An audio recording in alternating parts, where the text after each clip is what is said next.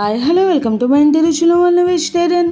ఈరోజు summer special మ్యాంగోస్తో ఇలా రవ్వతో కప్ కేక్స్ని ప్రిపేర్ చేసుకుందాం. మైదా వాడకుండా ఇలా టేస్టీగా వెరైటీగా ఈ కప్ కేక్స్ని ప్రిపేర్ చేసేసుకోవచ్చు.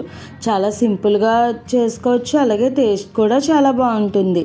మామిడి పండు అంటే ఎవరికి ఇష్టం ఉండదు చెప్పండి. ఆ మామిడి పండుతో ఇలా రవ్వ కేక్స్ కనుక చేస్తే కనుక పిల్లలకు కూడా చాలా బాగా నచ్చుతాయి. చాలా సింపుల్గా ప్రిపేర్ చేసేసుకోవచ్చు, అలాగే చాలా సాఫ్ట్గా జ్యూసీగా ఉంటాయి. ఇలా మామిడి పండు ఉపయోగించి కప్ కేక్స్ని ఎలా ప్రిపేర్ చేసుకోవాలో ఇక ఆలస్యం చేయకుండా వీడియోలోకి వెళ్ళిపోదాము. ముందుగా దీనికోసం ఒక మిక్సీ జార్ తీసుకుని అందులోకి 1 కప్పు వరకు బొంబాయి రవ్వను వేసుకోవాలి.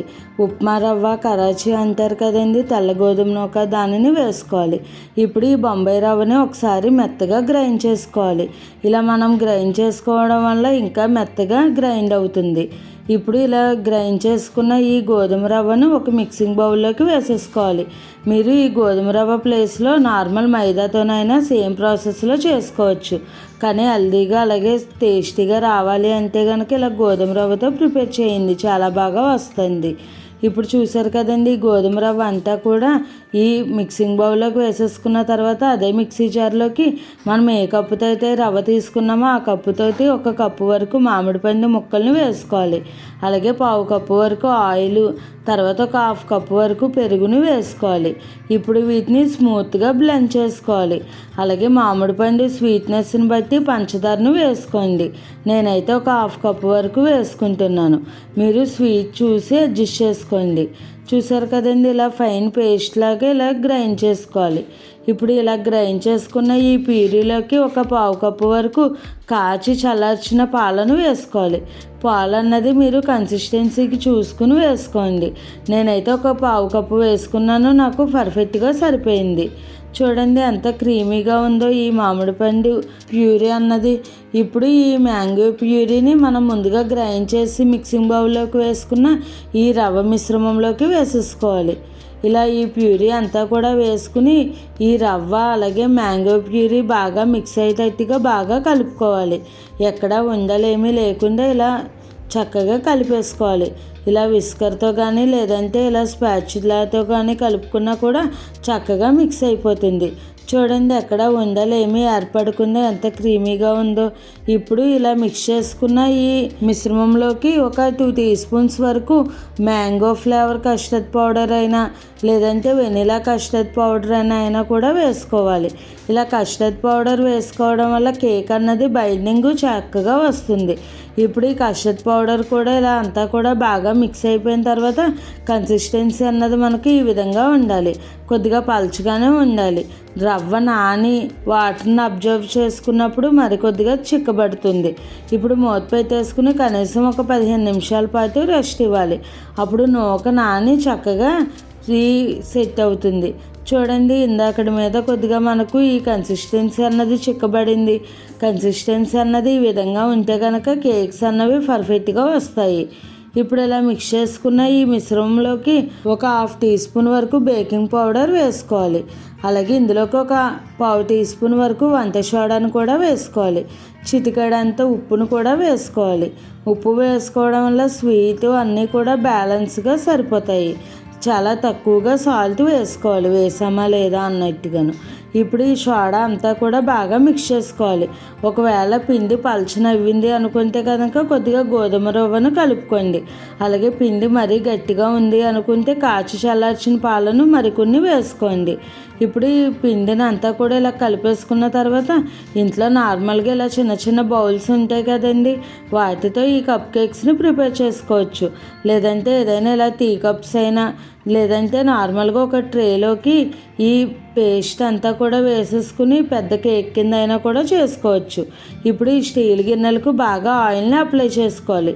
ఇలా గిన్నెలకు అంతటినీ కూడా ఇలా ఆయిల్ అప్లై చేసుకున్న తర్వాత మనం మిక్స్ చేసుకున్న ఈ మ్యాంగో ప్యూరీని ఈ బౌల్స్లోకి వేసేసుకోవాలి.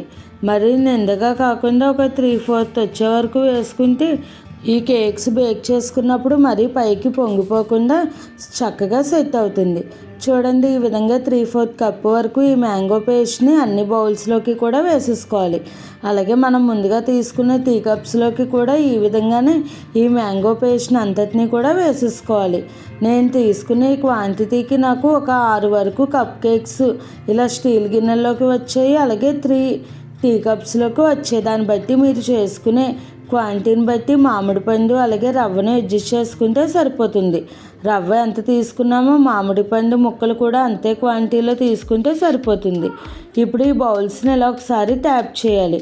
మధ్యలో ఏదైనా ఎయిర్ గ్యాప్స్ ఉంటే కనుక పోతాయి.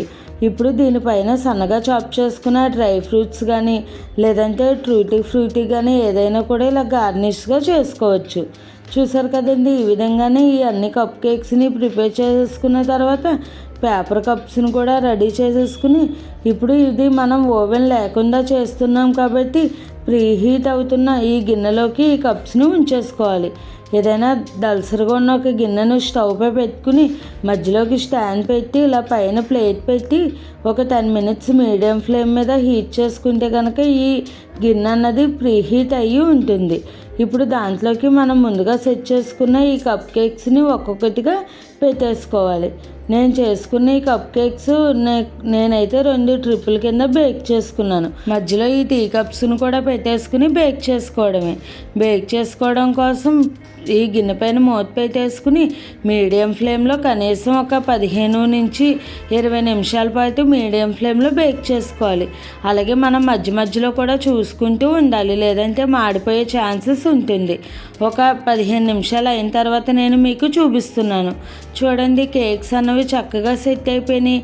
అలాగే ఏదైనా ఒక టూత్పిక్ కానీ లేదంటే చాకుని కానీ ఇలా గుచ్చి చూస్తే క్లీన్గా మనకు ఈ చాకు అన్నది బయటకు రావాలి. అప్పుడు ఈ కేక్స్ పర్ఫెక్ట్గా బేక్ అయిపోయినట్టు. ఇప్పుడు ఇలా బేక్ అయిపోయిన ఈ మ్యాంగో కప్ కేక్స్ని ఒక ప్లేట్లోకి తీసేసుకుని పూర్తిగా చల్లారేంత వరకు అలా ఉంచేయాలి. చూసారు కదండి, ఎంత చక్కగా వచ్చే పిల్లలకైతే కనుక ఇలా చేసి పెడితే కనుక వాళ్ళు చాలా ఎంజాయ్ చేస్తూ తింటారు. మైదా వాడకుండా అలాగే ఎగ్ లేకుండా చేస్తున్నాం కాబట్టి హెల్దీ కూడా అని అనవచ్చు.